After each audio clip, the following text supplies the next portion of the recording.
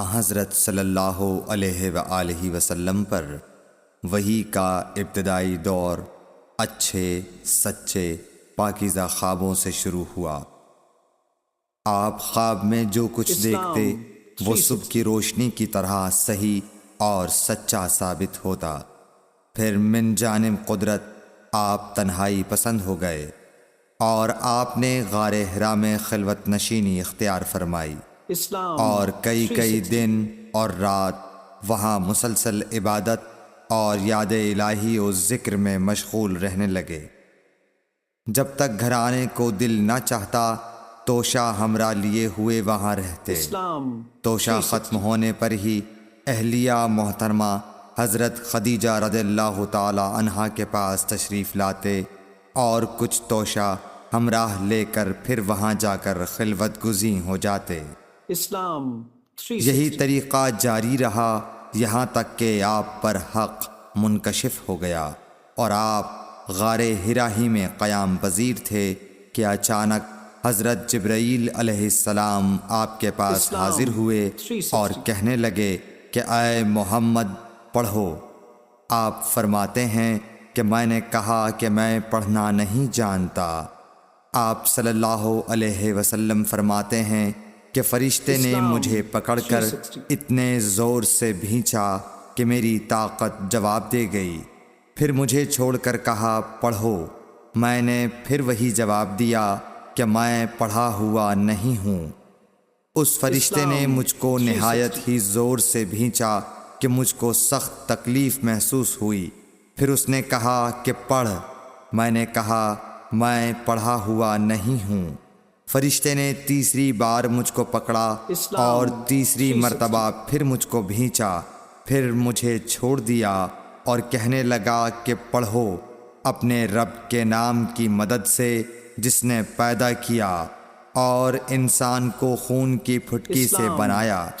پڑھو اور آپ کا رب بہت ہی مہربانیاں کرنے والا ہے۔ بس یہی آیتیں آپ حضرت جبرائیل علیہ السلام سے سن کر اس حال میں غار حرا سے واپس ہوئے کہ آپ کا دل اس انوکھے واقعے سے کانپ رہا تھا۔ آپ حضرت خدیجہ کے ہاں تشریف لائے اور فرمایا کہ مجھے کمبل اوڑھا دو، مجھے کمبل اوڑھا دو۔ لوگوں نے آپ کو کمبل اوڑھا دیا۔ جب آپ کا ڈر جاتا رہا تو آپ نے اپنی زوجہ محترمہ حضرت خدیجہ رضی اللہ تعالی عنہا کو تفصیل کے ساتھ یہ واقعہ سنایا اور فرمانے لگے کہ مجھ کو اب اپنی جان کا خوف ہو گیا ہے۔ آپ کی اہلیہ محترمہ حضرت خدیجہ رضی اللہ تعالی عنہا نے آپ کی ڈھارس بندھائی اور کہا کہ آپ کا خیال صحیح نہیں ہے۔ اللہ کی قسم آپ کو اللہ کبھی رسوا نہیں کرے گا۔ آپ تو اخلاق فاضلہ کے مالک ہیں۔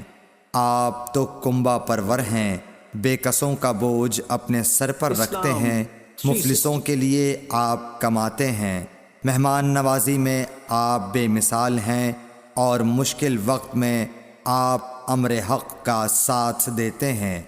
ایسے اوصاف حسنہ والا انسان یوں بے وقت ذلت و خواری کی موت نہیں پا سکتا۔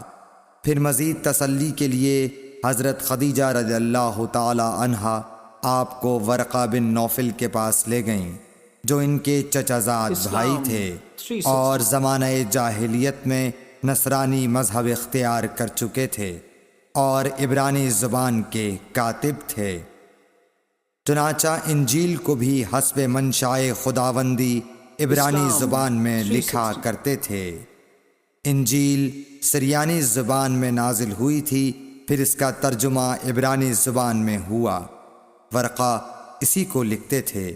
وہ بہت بوڑھے ہو گئے تھے، یہاں تک کہ ان کی بینائی بھی رخصت ہو چکی تھی۔